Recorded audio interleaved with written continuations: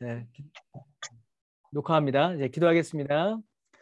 하나님 은혜를 감사드립니다. 오늘도 우리가 함께 모여 또 하나님의 말씀을 함께 배우고자 합니다. 주님 이 시간 함께하여 주시고 또 주님의 말씀을 잘 배워 우리의 믿음이 성장하는 귀한 시간이 되게 하여 주옵소서. 감사드리며 예수님의 이름으로 기도드립니다. 아멘. 아멘. 예, 아유 한 주간 건강하셨어요? 네. 네. 예, 평안하셨죠? 네. 예, 예, 예, 저도 예, 오늘을 많이 기다렸습니다. 우리 하여튼 계속 이대로 진행을 하고요. 작년처럼 또 우리 종강할 때쯤에는 또 다 같이 모여서 한번 또 공부하도록 하겠습니다. 우리 이제 뉴스를 보신 분들은 아시겠지만 이제 이번 주일 10월 31일이 지나고 11월 1일부터는 이제 모임이나 이런 게 많이 좀 풀어집니다. 뉴스 혹시 보셨나요? 예. 우리 교회는 이제 예, 완전 자유가 됩니다. 모일 수 있는 인원의 50%까지 모일 수가 있거든요. 근데 우리 교회가 거의 이제 650석에서 700석까지 보기 때문에 저희는 코로나 전에도 300석을 채운 적이 없습니다. 예, 그래서 예, 걱정 없이 다 모일 수 있을 것 같고요. 그리고 이제 가능하면 우리 모여서 한번 공부하는 시간도 가질 수 있을 것 같고 또 지난주인가요? 지난주에 한번 우리 광고 드렸던 것처럼 한번 MT 예 필그림 하우스의 철로 역정 밟기도 한번 갈 수 있지 않을까 그렇게 저는 이제 꿈꾸고 기대하고 있습니다. 그래서 2년간 했던 공부 필그림 하우스에서 잘 마무리할 수 있도록 준비하고 계속 기도하도록 하겠습니다. 예, 계속 기도해 주세요.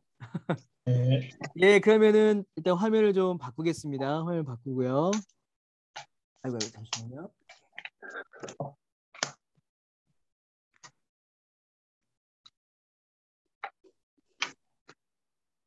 예, 잘 보이시죠?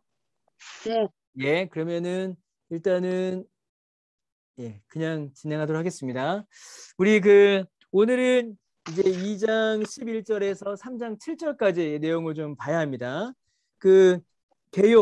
개요를 쭉 보면요. 우리가 이제 1번, 2번, 산소망이신 하나님, 소망을 주신 하나님, 그 다음에 이 은혜로 말미암아 거룩한 삶, 거룩한 사람, 이제 거룩한 사람이죠.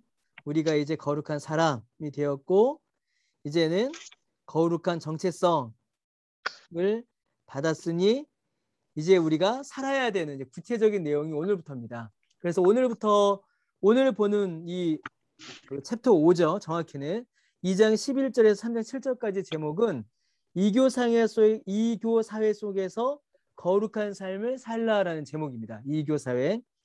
여러분 이 이교 사회라는 말은 사실은 이제 바울이 말할 때는 이방 종교, 우상 숭배를 하는 사회를 가리킨 거거든요. 우상 숭배. 근데 이 이교 사회라는 말은요. 사실 우리가 살고 있는 지금 우리 시대가 이교 사회입니다. 그렇죠.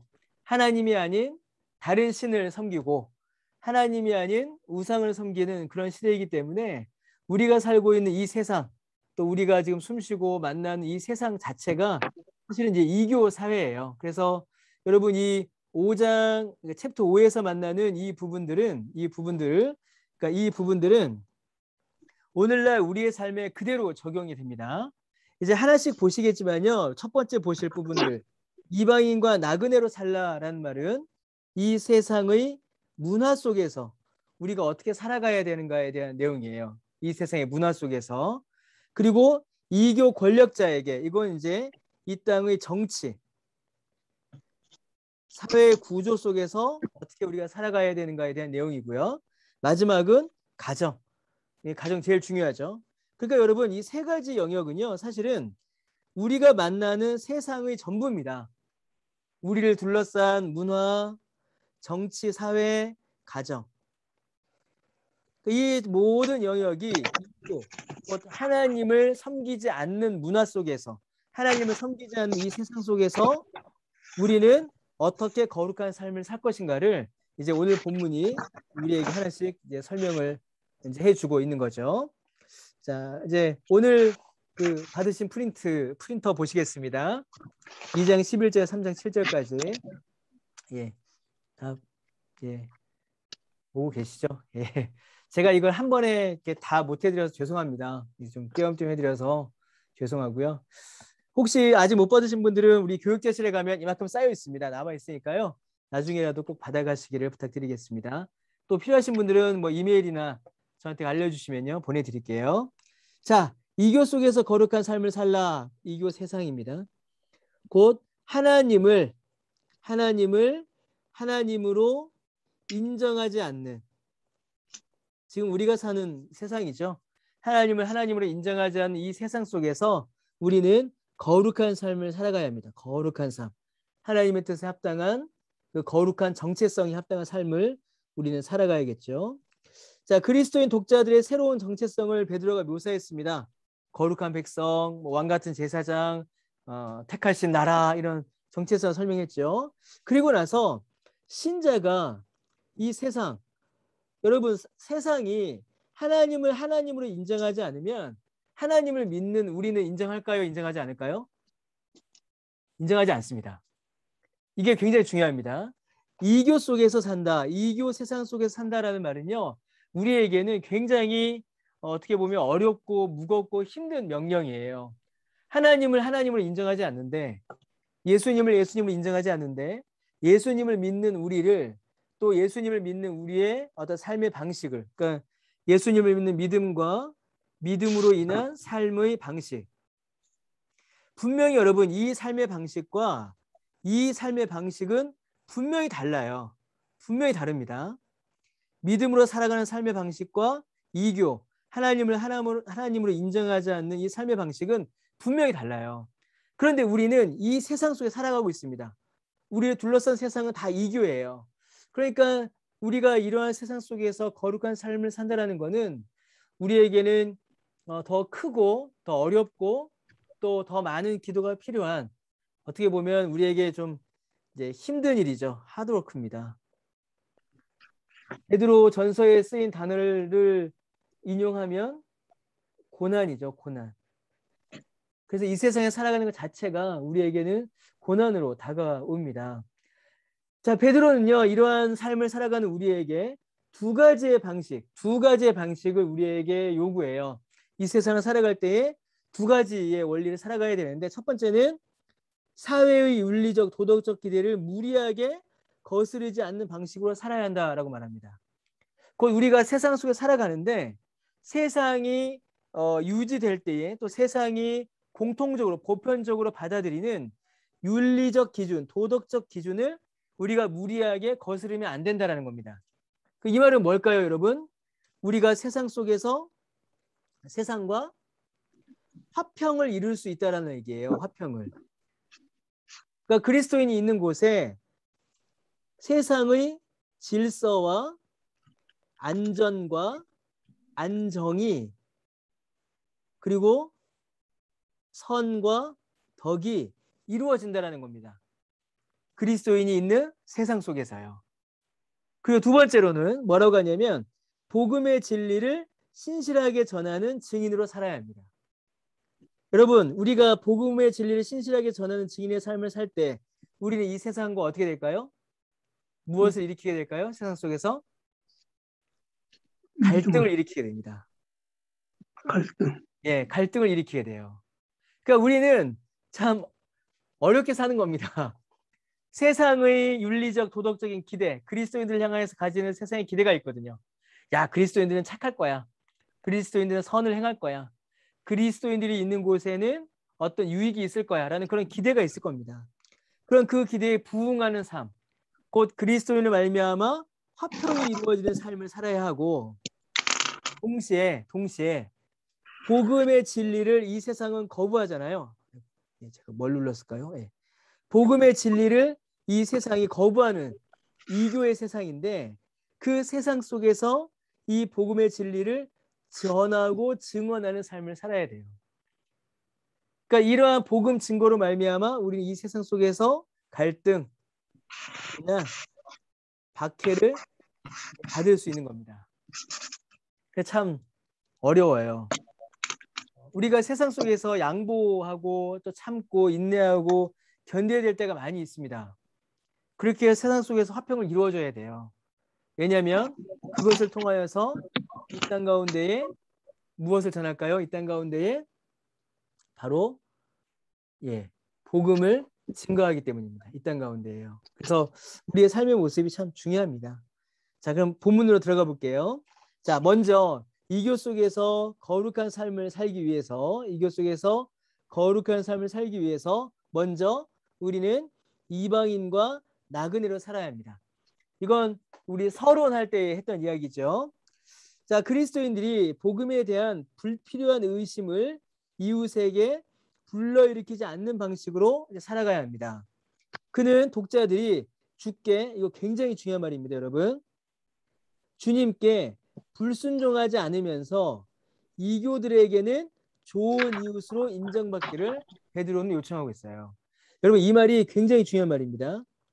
이 말이 뭘까요? 복음에 대한 불필요한 의심을 이웃에게 불러일으키지 않는 방식. 이게 뭐냐면 간단합니다. 예수 믿는 사람들은 위험해.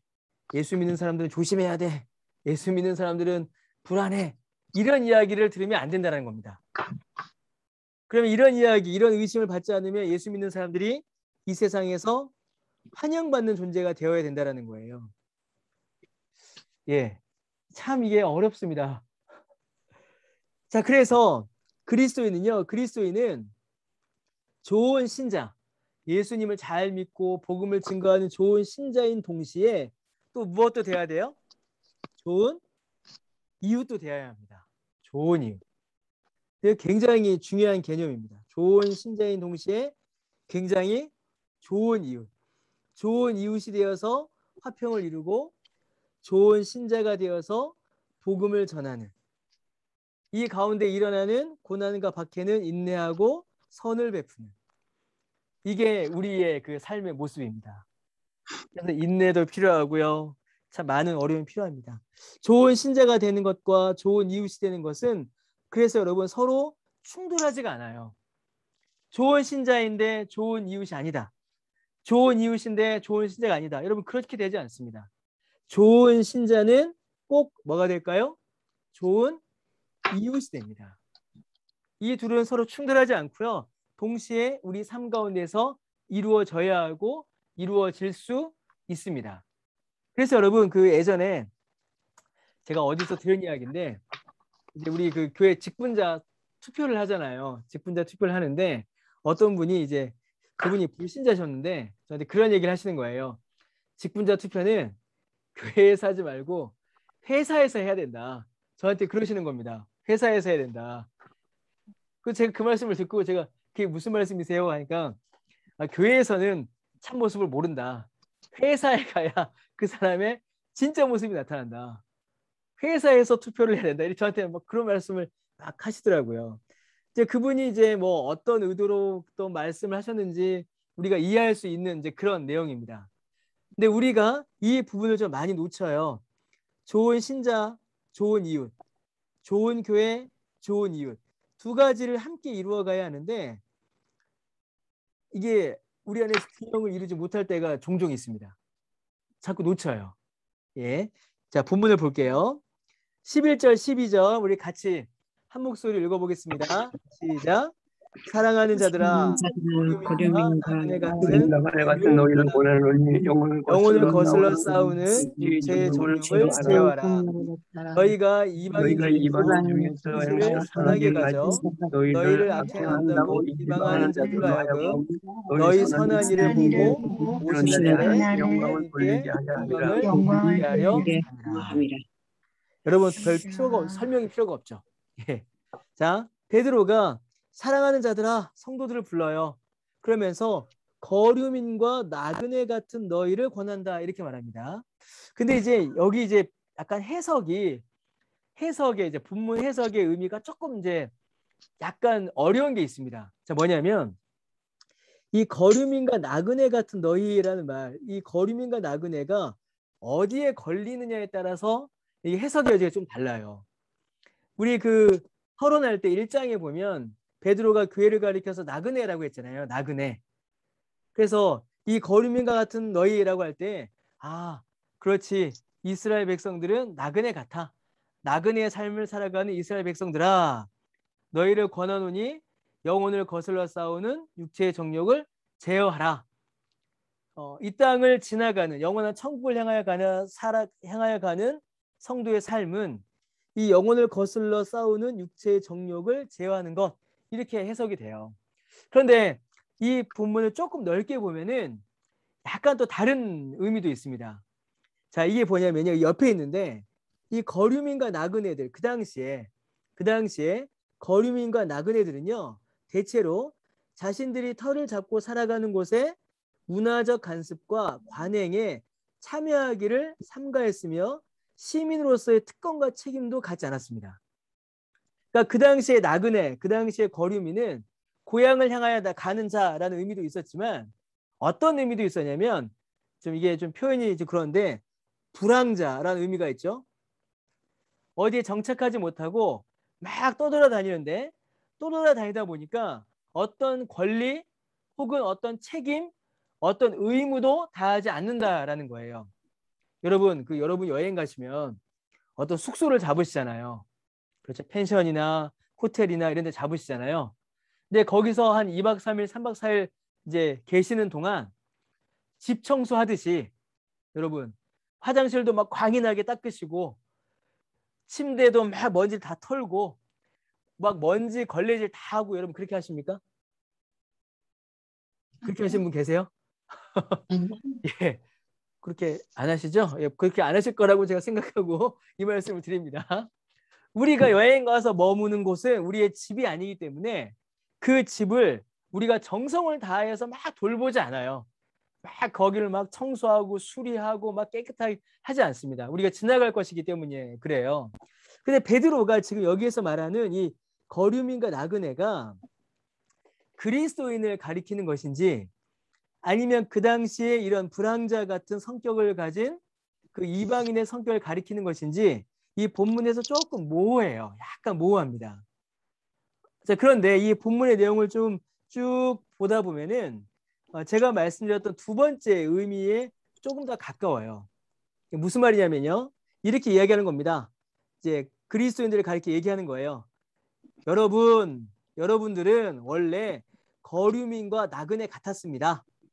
그러니까 주님의 나라를 향하여 가는 나그네가 아니라 이방인과 같은 나그네였습니다. 그래서 이 땅에서 어떤 특권이나 책임의식을 갖지 않고 그냥 대충 살았습니다. 이 땅에서 어떤 선행도 하려고 하지 않고 자기 집을 돌보듯이 이 땅을 돌보는 일이 여러분에게는 없는 그런 삶을 살던 여러분들입니다. 이렇게 얘기하는 거예요. 그래서 그렇게 살면 안 됩니다. 그렇게 살지 말고 영혼을 거슬러 싸우는 육체의 정욕을 제어하십시오. 영혼을 거슬러 싸우는 육체의 정욕을 제어하지 않으면 이 땅에서 살 때에 이 땅에서 대충 살아가니까 그렇게 살면 안 됩니다. 이렇게 이야기하는 겁니다. 이제 좀 복잡해지죠. 예. 이제 여러분, 제가 표정이 살짝 보였습니다. 여러분의 표정을 보니 설명이 필요하구나, 그런 표정들이셨어요. 예. 그러니까 예. 정리하면요, 쉽게 얘기하면 뭐라고요? 이 땅에서 특권과 책임이 우리에게 있다라는 사실을 기억해야 한다라는 겁니다. 이 땅에서의 특권, 이 땅에서의 권리, 이 땅에서의 책임이 우리에게 있다라는 거예요. 그것을 위해서는 뭘 해야 한다고요? 첫 번째로 영혼을 거슬러 싸우는 육체의 정욕을 제어해야 합니다. 곧 성령의 가르침을 거부하고 육체의 욕망대로, 그러니까 육체의 쾌락과 만족을 위해서 달려가는 우리의 정욕을 제어해야 한다는 거죠. 내 만족을 위해서라면 다른 사람에게 얼마든지 피해를 끼쳐도 된다라고 믿는 그러한 육체의 정욕, 내 쾌락을 위해서라면 다른 사람을 얼마든지 괴롭힐 수 있는 그 육체의 정욕을 제어하라는 겁니다. 그래야 좋은 이웃이 될 수 있겠죠. 더하여 12절에 아주 중요한 말이 나옵니다. 12절은 정말 우리가 거의 외워야 합니다. 뭐라고 합니까? 너희가 이방인 중에서 행실을 어떻게 하라고요? 선하게 가져서, 선하게 가져야 하는데, 왜냐하면 너희를 악행한다고 비방하는 자들로 하여금 무엇을 보고요? 우리의 선한 일. 선한 일을 보고 오시는 날에 하나님께 영광을 돌리게 하려 함이라. 곧 우리가 이 땅에서 어떤 특권과 책임이 있고 우리가 이 땅의 유익을 위해서 좋은 이웃으로 선행을 행하여 살아간다면 심지어 우리를 비방하는 자들도 우리로 말미암아 하나님께 영광을 올려드린다라는 겁니다. 그것이 우리가 이 땅에서 살아가야 하는 삶의 모습이라는 거죠. 여기 옆에 이 부분을 좀 읽겠습니다. 이 부분이 좀 중요해서요. 너희 선한 일을 보고 하나님의 일반 은총으로 말미암아 그리스도인의 실천과 같이 우리가 행하는 삶의 그 실천과 좀 지울게요. 예. 아주 중요한 말이 나오죠. 하나님 은총 말미암아 우리 그리스도인의 실천과 우리가 이 땅에서 이룩하는 가치는 일반 사회의 기대와 서로 충돌하지 않아요. 이 아주 중요한 말입니다. 여러분 일반 은총이 뭐죠? 기억나십니까? 일반 은총은 신자나 불신자나 모두가 이 땅에서 살아가도록 하나님께서 내리시는 은혜예요. 모두에게 내리시는 하나님의 은혜입니다. 그래서 이 안에는 뭐가 있을까요? 해, 달, 별, 공기, 도덕, 질서, 윤리 이런 것도 이 안에 다 포함되어 있습니다. 특별 은총은 뭐냐면 누구에게만 주어질까요? 특별 은총은 그렇죠. 예수님을 믿는 신자에게만 주어집니다. 예수 믿는 사람들에게만. 그래서 특별 은총의 결과는 뭐냐면 구원이에요. 구원이고 일반 은총의 결과는 뭘까요? 일반 은총의 열매는 생존입니다. 생존입니다. 생활. 삶이에요. 삶. 예. 이게 이제 일반 은총이고 특별 은총입니다. 일반 은총의 열매는 생존. 그러니까 이 땅에서 살아가는 모든 사람들이 일반 은총을 받는 거고요. 특별 은총의 열매는 뭐예요? 구원. 예수 믿는 사람만 받는 특별한 은총인 거죠. 그래서 여러분, 우리 모두가 예수님을 믿는 우리도 예수님을 믿지 않는 우리 모든 사람들도 불신자들도 전부 다 일반 은총의 은혜 아래 다 살아가고 있어요. 모두가 다. 그러므로 그리스도인이 이 땅에서 살아가는 삶의 실천과 이룩하는 가치는 일반 사회의 기대와 서로 충돌하지 않습니다.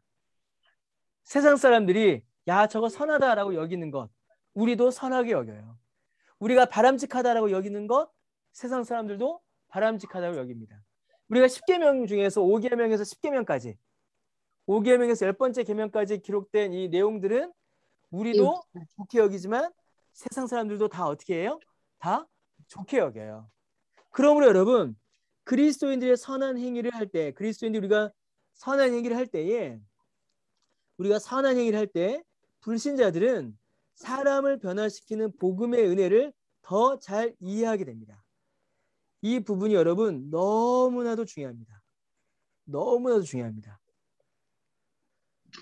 굉장히 중요합니다.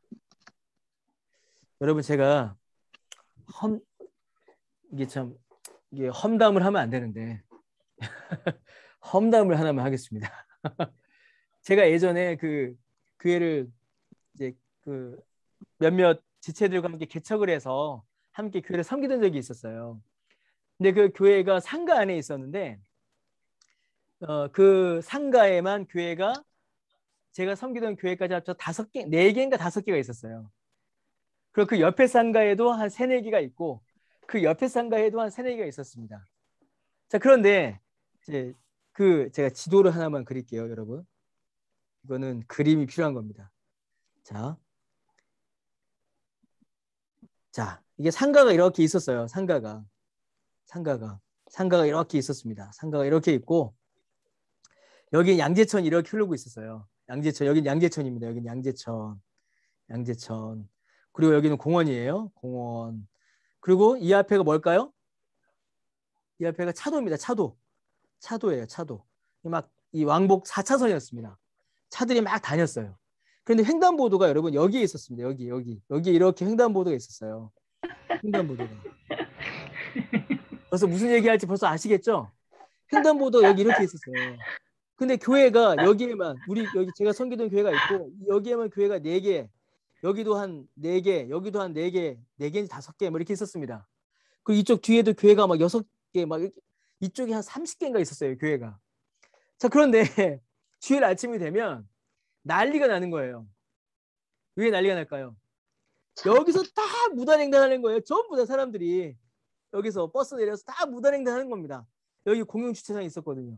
여기서 주차하고 사람 다 무단횡단하는 거예요. 전부 다. 그 무단횡단하는 사람들마다 여기 뭐가 있어요? 여기 성경책 끼고 성경책 끼고 다 무단횡단. 권사님 빨리 와 이러면서 무단횡단하고요. 예, 집사님 빨리 와 이러면서 막 다 여기 다 무단횡단하는 거예요. 그래서 제가 어느 날 이제 우리 교인들 오는가 해서 여기 문 앞에서 기다리다가 제가 얼굴이 화끈거려 갖고요. 제가 다시 올라가 버렸습니다. 여기 지나가는 사람들이 여기 왔다 갔다 하는 사람들이 다 욕하는 거예요. 아유, 저 사람들은 교회 다닌다는 사람들이 성경책 옆에 끼고 다 무단횡단한다. 한두 사람이 아니, 전부 다 막. 그래서 제가 그날 광고했습니다. 예배 시간에 저희 섬겼던 교회 교인들한테 다 청년들이었거든요. 저보다 나이가 어렸거든요. 니들은 무단횡단하지 마라. 돌아와라. 돌아와도 되고 차라리 지각을 해야 되니까 제발 무단횡단하지 마라. 제가 그렇게 막 사정을 했어요. 여러분, 이건요 선이 아닙니다. 이건 덕이 안 돼요. 이거 절대 덕이 안 되지 않습니까? 만약에 이러다가 사고라도 나보세요. 교통사고 나면 여러분 이거 어떻게 할 겁니까? 근데 여러분, 이런 일들이 많이 일어나요. 많이 일어납니다. 내가 좋은 그리스도인이 되겠다, 좋은 신자가 되겠다라는 그 열심이 막 넘쳐나서, 물론 예배 시간에 지각을 하면 안 되죠. 여러분, 예배 시간 지각 안 하려면 어떻게 하겠습니까? 예배 시간 지각 안 하려면 무단 횡단이 아니라 어떻게 하면 돼요? 집에서 10분 일찍 나오면 돼요. 그렇죠? 집에서 10분 일찍 나오면은 지각 안 합니다. 위험하게 욕먹어가면서 무단횡단할 필요가 없는 거예요. 지금까지 몇 년이 지난 후에 저에게 성경 공부의 애화로 이렇게 이분들이 비난받을 이유가 어디 있습니까? 예? 그러지 않고 그냥 무단횡단하지 않고 10분 일찍 나오면 지각 안 하는 겁니다. 지각 안 하고 안전하게 예배당에 들어가서 품위 있게 편안하게 들어가실 수 있는 거예요. 근데 왜 늦게 나와갖고 무단횡단하고 욕먹고 주변 사람들이 비난하고 이거 그래갖고 나중에 어떻게 되는지 아세요? 여기 상가분들이 민원을 넣어갖고요. 이 가운데에 불법 무단횡단 방지 봉이 박혔어요. 이렇게 봉이 박혀갖고 여기에 바가 이렇게 쳐져갖고 무단횡단을 못하게 됐습니다. 그래서 제가 나중에 할렐루야 했습니다. 이렇게 안 돼. 이게 뒤에 나옵니다. 하나님께서 세상 정부를 통해서 공의를 이루신다라는 게 뒤에 나오는데 이렇게 되면 안 돼요, 여러분. 정말 이렇게 되면 안 됩니다. 그러면 이제 그때 그 교회들만 그런가? 그럼 우리 교회는 안 그런가? 그 우리의 삶은 또 안 그런가? 우리의 모습은 안 그런가? 우리가 진짜 다시 돌아봐야 합니다. 나는 잘 사니까 우리 교회는 선한 행위를 잘하니까 괜찮을 거야. 물론 이제 우리 교회는 잘하니까 괜찮을 거야라고 말할 수가 있겠죠. 있을 겁니다. 그러나 여러분, 우리가 한국교회 전체를 바라봐야 합니다. 한국교회 전체. 그럼 대한민국 사회에서 교회가 과연 그리스도인들의 선한 행위로 말미암아 불신자들이 사람을 변화시키는 복음의 은혜를 이해하는가?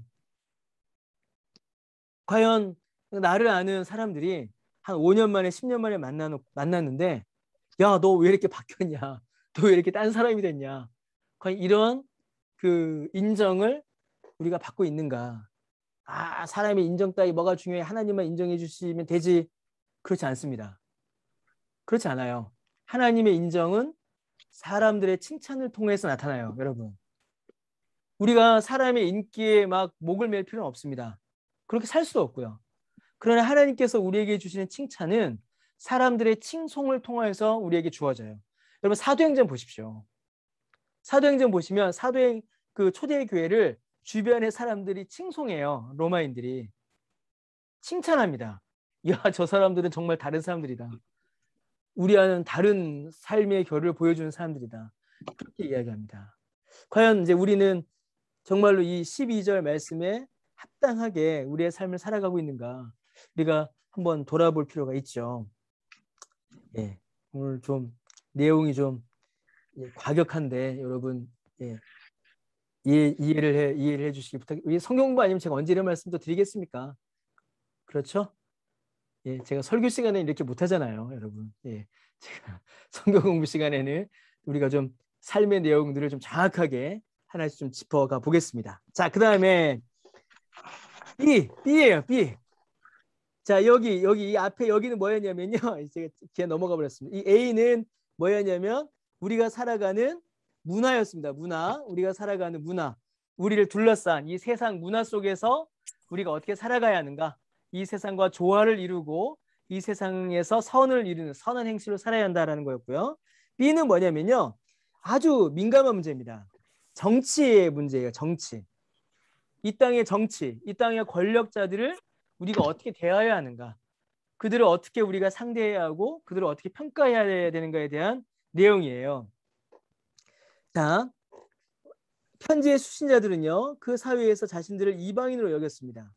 그래서 책임질 게 없다. 우리는 순종하지 않아도 된다. 그렇게 생각하는 사람들이 종종 있었어요. 그러나 그렇다고 해서 사회를 다스리는 권력자들을 무시하고 그들에게 불순종해도 된다라는 의미는 아닙니다.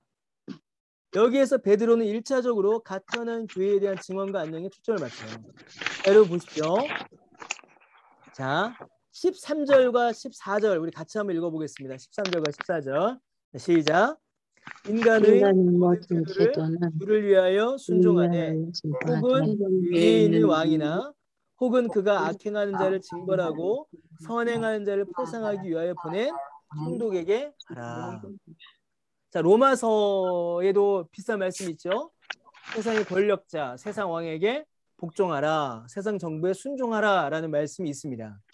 성경이 기본적으로 우리에게 명령하는 우리와 세상 정부, 세상 정부의 관계는 순종하고 따르는 겁니다.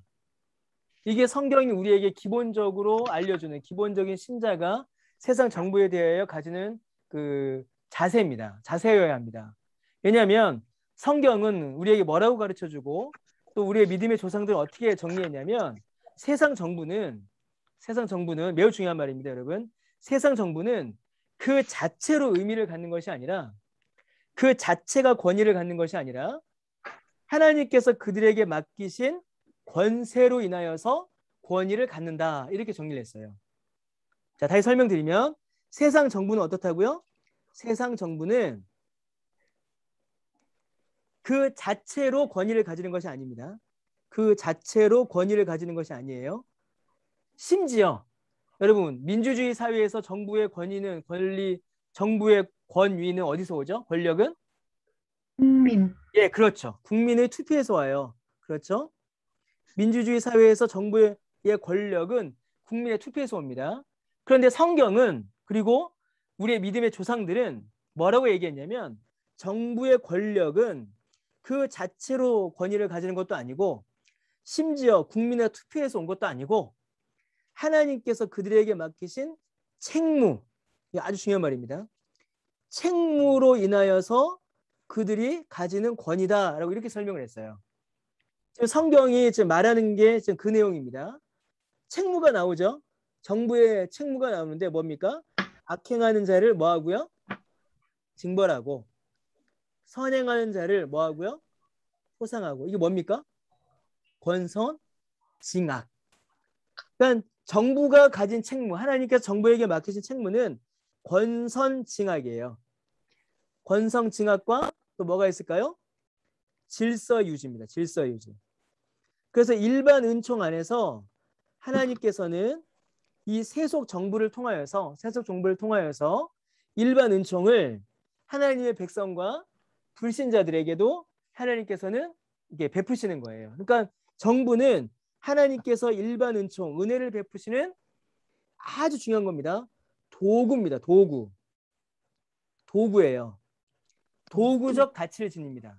도구. 그래서 어떻게 돼요? 바뀌어요. 때로는 무너지기도 하고 세워지기도 하고 바뀌기도 하고 그 다음에 또 뭐가 있어요?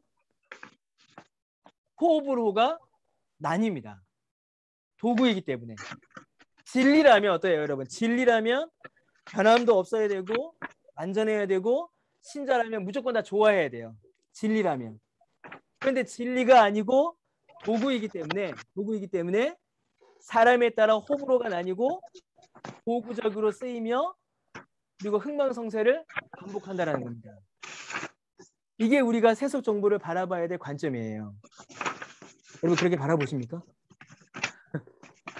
이 13절과 14절이 여러분 제가 왜 한번 다시 짚고 넘어가냐면 자기가 개인적으로 좋아하는 정부에 따라서 어떨 때는 13절과 14절을 크게 말씀하시는 분이 있으시고 어떨 때는 13절과 14절을 완전히 덮어버리는 분도 계시기 때문이에요.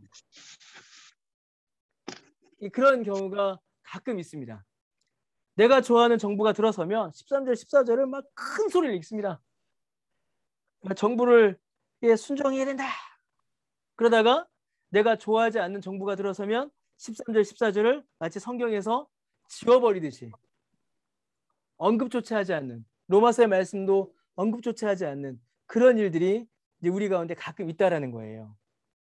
그런데 여러분 성경이 우리에게 가르쳐주는 자세는 우리의 호불호를 떠나서 하나님께서 하나님의 일을 하시기 위하여 이 땅에 두신 도구이니까 도구적 가치로서 그것을 선용하라라고 그렇게 우리에게 알려주십니다. 이거 아주 중요한 말입니다.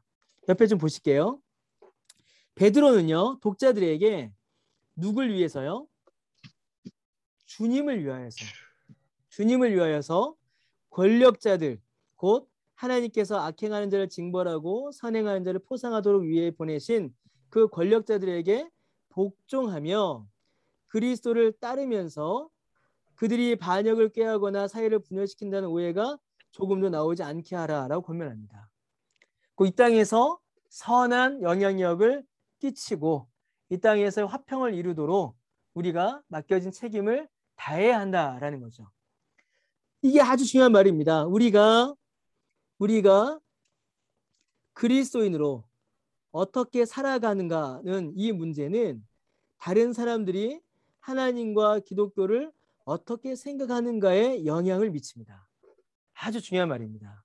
이러한 차원에서 기독교는 세상을 향하여서 또한 정의와 공의를 말할 수 있습니다. 말해야 합니다. 정부가 만약에 잘못된 길로 간다. 정부가 만약에 우리가 볼 때에 비윤리적이고 비도덕적이며 진리에 부합하지 않는 길을 간다고 할 때는 우리가 말할 수 있어야 합니다. 왜냐하면 우리가 추구하는 가치, 믿음의 가치, 그 진리의 가치가 무엇인가를 사람들에게 우리가 보여줄 수 있기 때문이에요. 이 부분이 너무 중요합니다. 우리가 그리스도인으로 살아가는 그 삶의 모습, 우리가 사람들에게 보여주는 그 모습 그 자체가 다른 사람들로 하여금 하나님과 기독교를 생각할 수 있는 그 모형을 보여준다라는 겁니다. 굉장히 중요합니다, 여러분. 그래서 우리의 삶의 모습이 이 땅 가운데서 어떻게 드러나야 되는가도 우리가 좀 살펴봐야겠죠. 계속 보겠습니다. 16절과 17절 제가 읽겠습니다. 너희는 자유가 있으나 그 자유로 악을 가리는 데 쓰지 말고 오직 하나님의 종과 같이 하라. 하나님의 뜻에 순종하라는 거죠. 그래서 구체적으로 어떻게 되냐면 무사람을 공경하고 형제를 사랑하고 하나님을 두려워하고 왕을 권력자죠. 존대하는 이런 삶을 우리가 살아야 합니다. 그리스도인이 나타나면 공경이 나타나야 돼요. 윗사람을 향한 존중을 향한 제가 저희 아들한테 제가 합신에 가서 배운 것도 있는데 제가 저희 아들한테 뭐 이렇게 가끔 잔소리 아닌 잔소리 가끔 할 때가 있습니다. 뭐냐면요. 저도 어릴 때 좀 그랬는데 아버지한테 그것 때문에 좀 그랬는데 저희 아이한테는 반드시 인사를 좀 시키려는 게 있어요. 제가. 그래서 가끔 이제 성도님들이 지나가시거나 하면은 저희 작은 애가 가끔 그럽니다. 저희 딸이 좀 여자애라서 좀 쭈뼛쭈뼛하고 못 본 척하고 막 그래요. 그럼 저한테 그냥 뭐 숨고 막 그래요. 그럼 저는 일부러 야, 너 일로 와. 그래서 인사해. 장로님 안녕하세요. 권사님 안녕하세요. 인사를 좀 일부러 시키려고 해요. 여러분 이게 사실은 인사가 무사람을 공경하는 첫 번째 아니겠습니까? 그리스도인 자녀라면은 사람을 공경하는 모습이 나타나면 좋겠습니다, 여러분. 이 나타나야 합니다. 형제를 사랑하는 것, 하나님을 두려워하는 것, 자기의 행동을 조심하고 하나님의 말씀 앞에 자기를 살펴보는 것, 그리고 이 정부, 이 선한 일을 할 수 있도록 정부에 대해서 존중하고 따르는 것, 이런 일들이 전부 다 우리의 삶을 통하여서 그 복음이 드러나는 아주 중요한 모습입니다. 쭉 보면요, 여기 설명이 있는데 저는 이 부분이 좀 남았어요. 베드로가 그리스도인들 향하여서 왕을 존대하라고 했습니다. 근데 그 당시 왕이 누구였냐면요, 여러분, 네로였습니다. 네로. 그리스도인들을 핍박하고 그리스도인들을 아주 정말 가혹하게 죽였던 그 네로가 그 당시에 황제였어요. 그럼에도 불구하고 베드로는 그리스도인들을 향하여서 왕을 존대하라고 말합니다. 그가 정말 악한 왕이지만, 폭군이지만 그를 통해서도 하나님께서 행하신 일들이 있음을 인정하고 그도 하나님의 뜻에 쓰임받는 도구라는 것을 이제 먼저 봤기 때문이죠.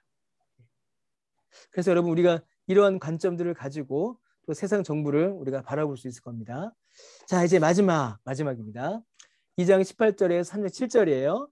자, 먼저는 우리가 세상 문화를 어떻게 대하는가를 봤습니다. 그러니까 문화는 어떻게 돼요? 우리가 또 같은 이야기입니다. 선행을 베풀고 선하게 살아야 됐고, 권력자, 세상 정부는 우리가 존중해야 됐죠.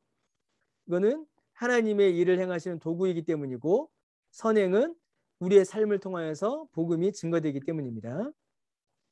그래서 자, 그 다음에 뭐냐면 C는 가정이에요. 가정. 이제 가정 안에서 우리가 어떻게 살아야 하는가, 가정 생활을 우리 가정 어떻게 이끌어야 하는가입니다.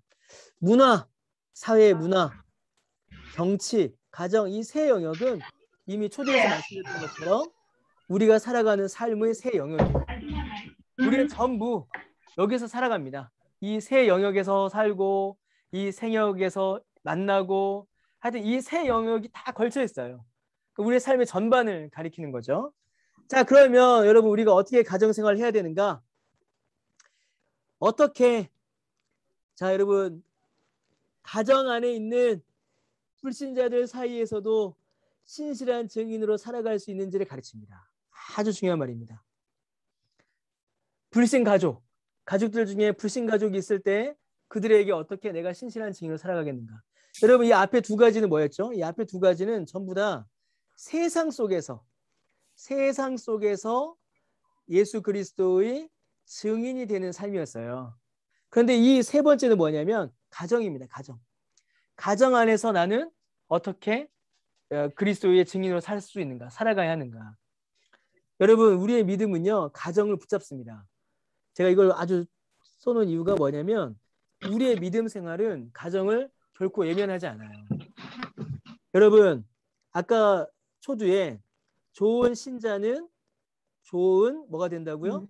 이웃이 됩니다. 좋은 신자는 좋은 이웃이 돼요. 이거를 여러분 정말 놓치시면 안 됩니다. 이거 굉장히 중요한 개념입니다.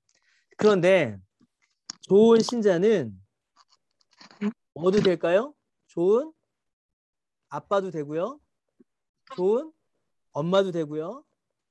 좋은 남편, 좋은 아내, 좋은 할아버지, 좋은 할머니, 좋은 아들, 좋은 딸도 됩니다. 곧 좋은 신자는 좋은 가족이 되어야 합니다, 여러분. 이 둘도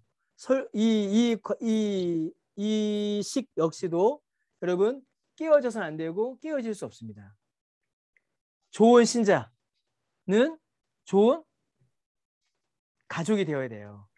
여러분 그 가슴 아픈 이야기지만, 마음 아픈 이야기지만 한국 교회에 많은 그 목사님들이 계시잖아요. 그런데 목사님의 자녀들 중에 많은 수가 믿음을 포기하거나 혹은 비행을 저지르는 경우가 많이 있었어요. 뭐 지금도 많이 있습니다. 저도 가끔 저희 아들 보면서 막 섬찟섬찟합니다.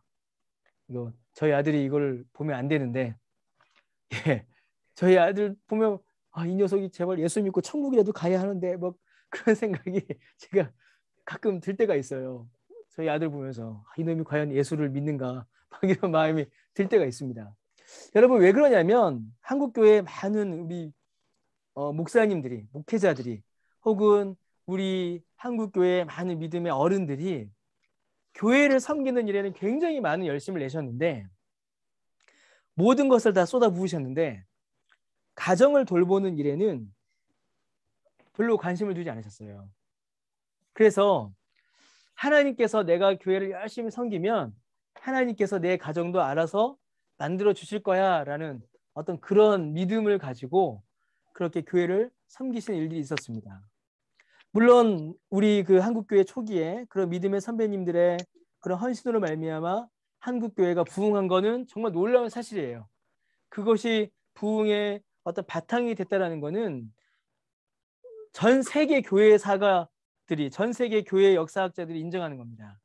자, 그런데 과연 좋은 신자인 동시에 좋은 아빠 혹은 좋은 엄마가 되는 거에 대해서는 우리가 어떻게 살았는가, 이걸 좀 고민해 봐야 돼요.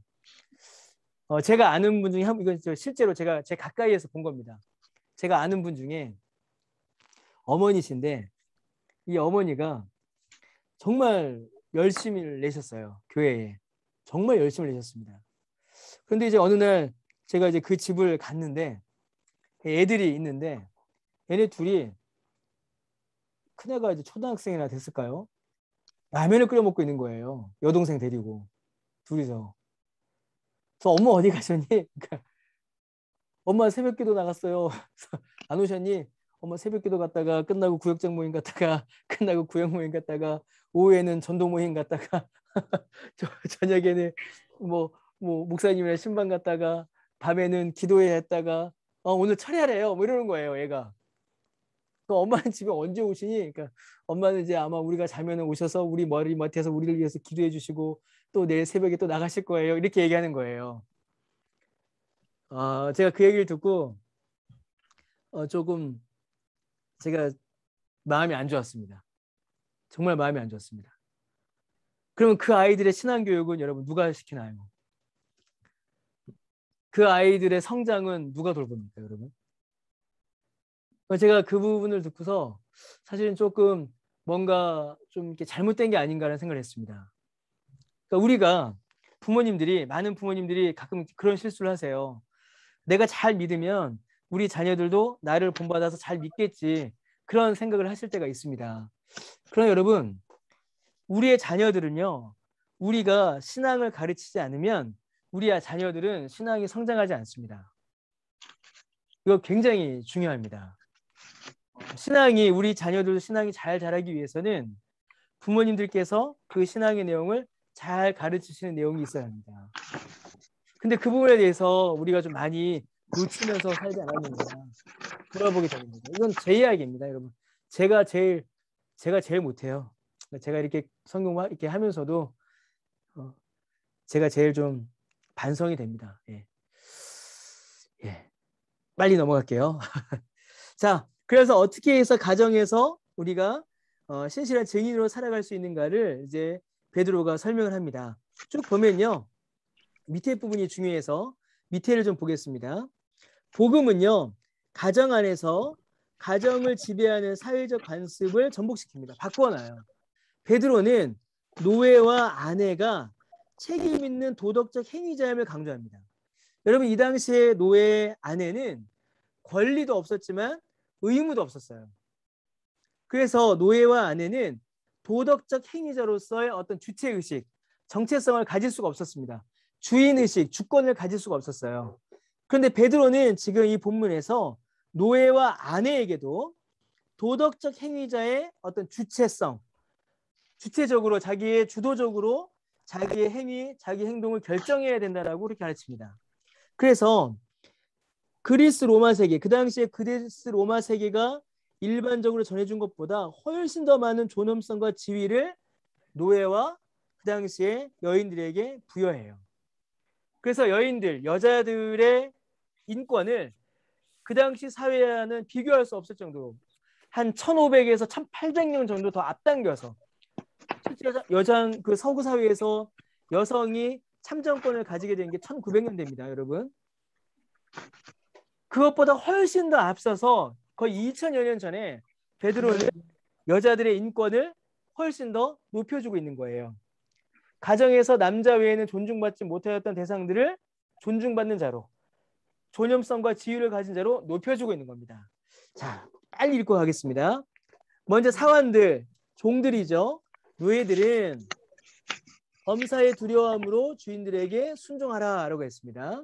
아까 이거는 이제 세상 정부, 권력에 가는 것과 비슷해요. 선하고 관용하는 자들에게만이 아니라 또한 까다로운 자들에게도 그리하라. 이거 우리 직장 생활의 잠언이죠, 여러분. 네. 우리 부장님 제일 좋아하시는 성경 구절 이러면 이제 이런 거 나옵니다. 여러분 못 들어보셨나요? 예. 예. 직장 생활의 잠언이라고 일컬어지는 그런 본문이에요. 사환들아, 이걸 사원들아 이렇게 바꾸시면 돼요. 사원들아, 범사의 두려움으로 상사들에게 순종하되 선하고 관용하는 자들에게만이 아니라 또한 까다로운 자들에게도 그리하라. 그래서 모든 이런 농담 못 들어보셨어요? 우리 부장님 제일 좋아하는 성경 구절 이런 교회 농담 이런 거 있는데 예. 그렇게 쓰이는 구절이에요. 예. 우리 모든 사람들은 섬기는 자들을 섬겨야 됩니다. 왜냐면요, 이런 단순히 복종의 의미가 아니에요. 단순히 복종의 의미가 아닙니다. 뒤에 보시면 그리스도인 노예들을 자유로운 도덕적 행위자로 이거는 존엄성을 높여주는 거예요. 예전에는 무조건 순종이었습니다. 복종이었어요. 복종. 그런데 이제는 뭐라고요? 관용하는 자들에게만이 아니라 까다로운 자들에게도. 여러분 이 위에 이게 중요한 말인데 사람은요 존엄성을 잃어버리면 도덕성도 함께 상실합니다. 자기가 존중받는 만큼 도덕적으로 행동하고 도덕적으로 판단해요. 이거 굉장히 중요합니다, 여러분. 노예들은요 이 당시에 노예들에게 있어서는 도덕성을 기대할 수가 없었어요. 아까도 말씀드렸던 것처럼 그들은 권리도 없었지만 의무도 없었습니다. 그들은 단지 주인이 시키는 것만큼만 하면 됐어요. 그 이상 해야 할 의무, 그 이상 해야 할 어떤 그런 책임이 그들에게는 주어지지 않았습니다. 존엄성이 없으면 도덕성도 함께 사라져요. 그런데 베드로는 그들에게 존엄성을 줌으로 말미암아 그들이 단순히 어떤 종과 노예의 위치에서 무책임하게 사는 그런 사람이 아니라 기계 짐승처럼 살아가는 존재가 아니라 자유로운 도덕적인 행위자로서 그들에게 존엄성을 부여해주고 있는 겁니다. 행동하라. 순종하라. 너희들의 뜻에 따라 자발적으로 한번 움직여봐라. 그렇게 지금 계속 설명하고 있는 거예요. 계속 볼게요. 일반적으로 그리스 로마 세계에서 기독교 신자와 노예는요. 이게 아주 중요한 말입니다. 기독교 신자와 노예는 모두가 알아볼 만큼 취약한 사회 구성 전형이었습니다. 여러분, 기독교인은요. 노예 혹은 이 같았어요. 그래서 기독교 신자 노예는 어떤 사람들이었냐면요. 이미 사회적인 지위를 이미 잃어버린 자였거나 이거 노예죠. 앞으로 잃어버릴 자였어요. 이건 그리스도인이었습니다. 그래서 그리스도인이나 노예나 그 당시에는 똑같았어요. 이미 잃어버렸거나 앞으로 잃어버릴거나 모두가 다 사실은 사회적인 지위와 존엄성을 잃어버릴 자들이었어요. 그러나 베드로는 뭐라고 하냐면요. 사회적 지위를 잃어버릴 위험이 있다고 해도 삶의 모든 영역에서 그분께 순종해야 한다라고 명령했습니다.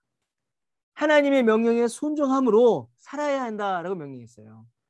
하나님의 명령에 순종하는 그 삶이 어떻게 나오느냐면 순종하는 삶, 사환들에게 순종하고 그 주인들에게 선을 베푸는 어떤 존엄자로서의 삶으로 나타나게끔 그들을 이끌고 그들에게 존엄성을 부여했다는 거죠. 계속 보겠습니다. 여러분 받으신 그 프린트에서 조금 이제 오타가 있는데요. 그래서 부당하게 고난을 받아도 하나님을 생각함으로 슬픔을 참으며 이를 아름다우나, 이거 아름답대요. 부당하게 고난을 받아도 하나님을 생각하면 참 아름답다. 믿음을 지키기 위해서 당하는 박해, 믿음을 지키기 위해서 당하는 고난은 아름다운 거예요. 그런데 여러분 20절 유심히 보셔야 돼요. 죄가 있어서 매를 맞고 참으면 무슨 칭찬이 있으리요. 그러니까 지금 그리스도인들에게 세상의 윤리적 기준이, 도덕적 기준이 그대로 적용이 되고 있는 겁니다. 여러분, 그러니까 그리스도인은 믿음을 지키다가 슬픔을 당할 수 있어요.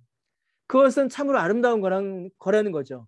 그런데 죄가 있어서 매를 맞는다면, 그리스도인도 죄가 있어서 매를 맞는다면 그것이 무슨 칭찬이 있는가?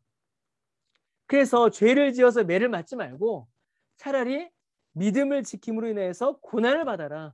그렇게 지금 베드로는 이야기하는 겁니다. 그러나 선을 행함으로 고난을 받고 참으면 이는 하나님 앞에서 아름답다. 이 뒤는 이거 못합니다. 라고 그렇게 지금 베드로가 말하고 있는 겁니다. 좀 넘어가서 좀 넘어가겠습니다. 쭉 넘어가서요. 3장 1절부터 7절까지만 읽고 이제 좀 마무리 좀 하도록 하겠습니다. 3장 1절부터 2절을 좀 먼저 볼게요. 아내들에게 명령합니다. 아내들아, 이와 같이 자기 남편에게 순종하라. 이는 혹 말씀을 순종하지 않는 자라도 말로 말미암지 않고 그 아내의 행실로 말미암아 구원을 받게 합니다. 너희의 두려워하며 정결한 행실을 봅니다. 이렇게 얘기해요. 여러분, 이것도 아까 노예에게 존엄성을 준 것과 똑같은 겁니다.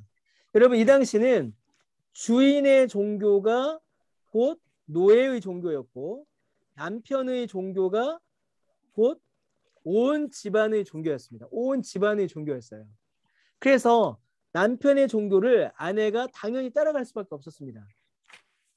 아내가 예수님을 믿어요. 이거는 남편으로부터 박해를 받을 수 있는 거리가 됐겠죠. 근데 베드로가 지금 뭐라고 하냐면 순종하라라고 해요. 섬겨라라고 합니다. 섬겨라. 말로는 이 사람의 신앙, 종교를 바꿀 수 없을지라도 행실로 말미암아 이 사람이 예수를 믿을 수 있는 일이 가능성들이 벌어진다라고 설명하는 거예요. 곧 남편의 종교가 무조건적으로 아내에게 요구되어서 아내가 그것을 따라가는 것이 아니라 남편의 행실로 말미암아 아내가 변화되는 아니죠. 아내의 믿음으로 말미암아 아내의 행실로 말미암아 남편이 바뀌는, 그러니까 그 당시 사람들이 상상조차 할 수 없는 그런 변화가 가정 가운데 일어날 수 있다라는 겁니다. 무엇을 통해서요? 아내의 선한 행실로 말미암아. 계속 좀 볼게요.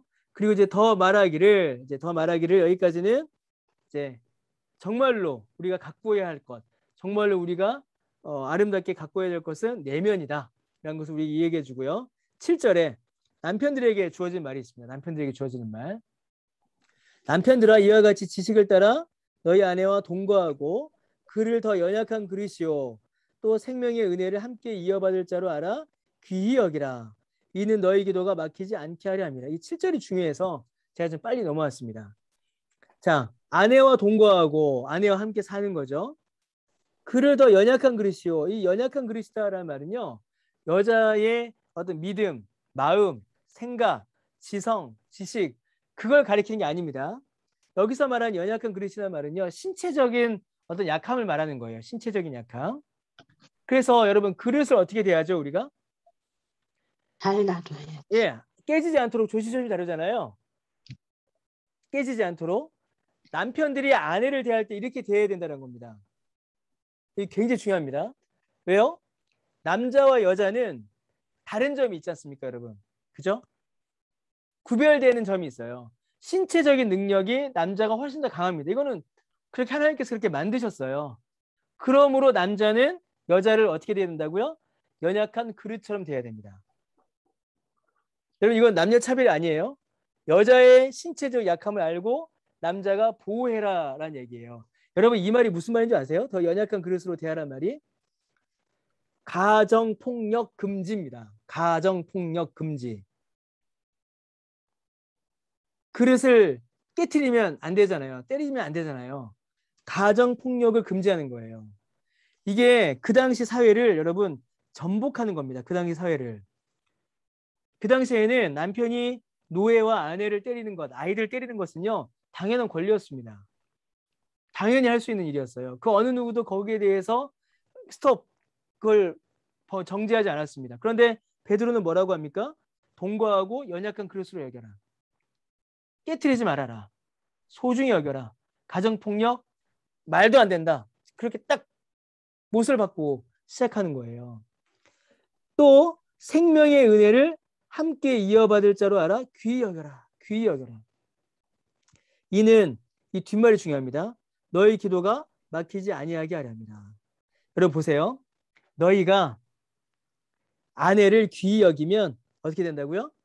기도가 막히지 않는다라고 가르칩니다. 여러분 우리가 보통 어떻게 생각합니까? 기도가 막히지 않으면 아내를 귀히 여겨야겠다. 이게 아니에요. 귀히 여기면 기도가 막히지 않는답니다.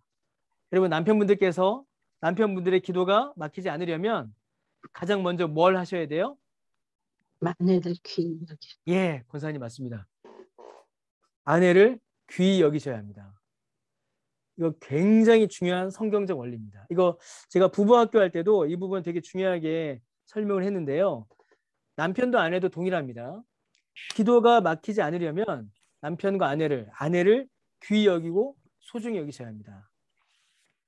그렇지 않으면 기도가 막힌다라고 사도 베드로가 성경에 기록해 놨습니다. 그리고 이 부분을 꼭 기억하셔야 합니다. 이건 아내분들도 마찬가지입니다. 예. 예, 3장 7절까지 오늘 제가 좀 빨리 좀 넘어왔습니다. 제가 중간에 그 무단횡단 얘기하는 바람에 진도를 그냥 확 건너뛰었습니다. 여러분 그 옆에 있는 그 해설들 한 번씩 좀 읽어보시면은 우리가 넘어간 부분들에 대해서도 좀 더 설명이 되실 수 있을 것 같습니다. 예, 아이고 제가 오늘 시간을 좀 오버했습니다. 혹시 오늘 한 내용들 중에 질문이나 아니면 혹시 예 하시고 싶으신 말씀 있으시면요. 예. 있을까요? 남성보다 예. 여성이 더 영적이라는 건 성경에는 안 나와 있지만 그래도 일반적으로 어떻습니까? 목회자들 사이에서 예. 남성보다 예. 여성이 더 영적. 믿음을 갖고 믿음에 반응함에 있어서 여성분들의 사고 체계가 좀 더 남성들보다는 쉬운 건 분명한 것 같습니다. 제가 볼 때는요. 제가 이제 목회하면서 계속 보면서 남자분들 같은 경우에는 좀 더 논리적이세요. 좀 더 논리적이시고 납득이 되지 않으면 설명이 되지 않으면 받아들이지 못하시는 경우가 사실 많습니다. 근데 여자분들 같은 경우에는 좀 더 직관적이세요. 남자들보다는. 좀 더 직관적이시고 드러난 내용들에 대해서 좀 더 빨리 받아들이시는 면이 있습니다. 그래서 여자분들이 영적으로 더 민감하다라는 표현보다는 믿음에 대한 반응이 좀 더 수월한 면이 있어요. 그리고 가장 결정적으로 이게 제가 좀 성경 공부가 일방적으로 제가 좀 막 1시간 동안 떠들어서 좀 그렇긴 한데 소그룹으로 만나서 이야기를 해보면요. 남자분들은 자기 이야기를 안 하십니다. 우리 남자분이 혹시 모이시면 그런 경우 안 해보셨어요? 남자분들은 모이시면요. 자, 말씀을 읽고 무엇을 느끼셨습니까? 어떤 생각을 하셨습니까? 질문하면요. 정치가 말이야. 경제가 말이야. 이렇게 나오세요. 근데 여자분들은 말씀을 쭉 읽고 이 말씀을 듣고 뭘 느끼셨어요? 하면은 눈물을 바로 뚝 흘리십니다.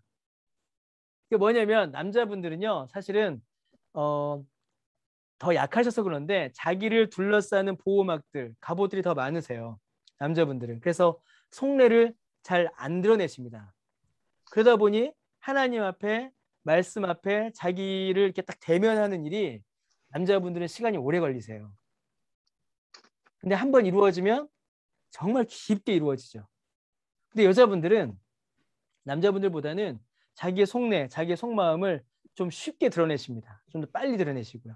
그래서 반응하시는 속도가 훨씬 더 좀 빠르죠. 예. 그렇게 좀 말씀드릴 수 있을 것 같습니다.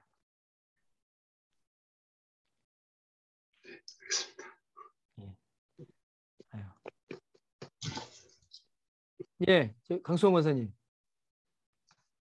그러니까 이 성경 이 시대에 이렇게 말씀을 보면 참 베드로도 그렇고 예수님도 그렇고 그런 기존의 그런 가치를 완전히 깨는 굉장히 신선한 그런 거잖아요. 그런데 이제 그게 요새 우리들한테도 이제 그러는 게 이렇게 그 이교 사회에서 이런 뭐 이렇게 잘 살으라고 하는데 근데 이제 기독교인들은 어떤 그런 가치라든가 이런 기준이 왜 이렇게 그냥 보통 세상의 사람들하고 틀리기 때문에 또 부딪히는 것들이 있잖아요. 그러니까 예전 같으면 뭐 제사 문제라든가 요새 같은 경우는 무슨 동성애 문제라든가 뭐 이런 것들도 보면은 그러니까 굉장히 다르지만 사실은 동성애 문제 같은 것도 그들의 인권은 진짜 존중해 줘야 되는 거라고 생각을 하거든요. 그러니까 그런 기준은 이제 확실히 있지만 그래도 그런 기독교인들이 약간 좀 이렇게 유연하게 그런 생각을 가지고 사람들을 대하고 받아들이고 좀 이래야 되지 않나 하는 생각을 저는 하거든요. 예. 그러니까 무슨 뭐 이렇게 나쁘고 이제 뭐 그런 것들 얼마나 많아요. 근데 이제 요새 막 이런데 굉장히 이렇게 기독교인들이 무슨 모든 영화들이니 막 이런데 보면은 굉장히 이렇게 조롱거리로 나오잖아요. 뭐 오징어 게임에서도 막 그러고 그런 것들이 그 너무 이렇게 유연하지 못한 그러니까 가치관이 확실하면은 그 유연할 수 있지 않나 하는 생각이 들거든요. 예. 그래서 좀 예. 잘 지내는다는 게 그러니까 사실 우리의 가치관으로만 가지고 하면은 진짜 이렇게 경직되고 막 이렇게 배타적이고 막 이렇게 되기가 너무 쉬운 것 같은 거예요. 그래서 좀 그런 쪽으로 좀 유연해야 되지 않나 기독교인들이 그런 생각이 들었어요. 예. 예. 감사합니다, 권사님. 예. 예. 우리가 더 또 성경을 열심히 배워가면서 예, 그런 기준들도 이제 세워가야겠죠. 예. 예, 그럼 오늘은 여기까지만 하겠습니다. 예, 예, 제가 예, 예, 참 오늘도 너무 애쓰셨고요. 우리 오늘은 우리 김다미 집사님이 기도죠. 김다미 씨, 김다미 집사님, 아, 예, 들어오셨군요. 예, 기도해 주시고요. 우리 다음 주에는 우리 가나다 순으로 했을 때 김은선 집사님이 기도세요. 예, 다음 주에. 네, 알겠습니다. 예, 감사합니다. 그러면 우리 오늘은 우리 김다미 집사님 기도하시겠습니다. 예. 네, 기도드리시겠습니다. 사랑이 많으신 하나님 아버지 감사합니다. 오늘도 이렇게 저희를 성경 공부 자리로 불러주시고 또 공부할 수 있게 인도해 주셔서 감사합니다. 하나님, 저희가 이 세상을 살아갈 때 많은 어려움이 있고 또 저희가 이해하지 못하는 상황들도 있고 하나님께서 어떻게 이끄실지 모르는 상관들이 많지만 저희가 참 그리스도인이 되고 선한 이웃과 선한 그리스도인이 되어서 이 세상을 살아갈 수 있도록 성령님께서 인도해 주세요. 한 주 동안 또 살아갈 때도 주님의 말씀을 기억하고 생각하며 주님 안에서 살아갈 수 있도록 도와주세요. 코로나19로부터 정말 많은 분들이 힘들고 애쓰고 계시는 그 상황에서 의료진 분들을 도와주시고 또 교회에서 11월 1일부터는 다시 모일 수 있는데 보다 더 건강을 지켜주세요. 이 모든 말씀 살아계신 예수님 이름으로 기도드렸습니다. 아멘. 아멘. 아멘. 아, 예, 오늘도 긴 시간 너무 수고하셨습니다. 우리 카메라 한 번씩 켜주시고 또 우리 인사 이렇게 나누고 마치도록 하겠습니다. 예, 오늘도 수고하셨습니다. 수고하셨습니다. 감사합니다. 네. 감사합니다. 감사합니다. 수고하셨습니다. 예, 수고하셨습니다. 예, 교회에서 뵙겠습니다. 미자. 다 인사 다 나누셨죠? 네. 꺼도 되죠? 예. 네. 그럼 이제 제가 문을 닫겠습니다. 수고하셨습니다. 감사합니다. 수고하셨습니다.